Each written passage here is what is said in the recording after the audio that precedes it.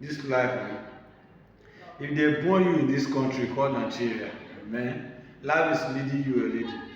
Especially if they born you in this country from a poor background, say, bros, probably life is you are all done finished because nobody seems to care about poor man. Nobody even seems to hear anything concerning poor person.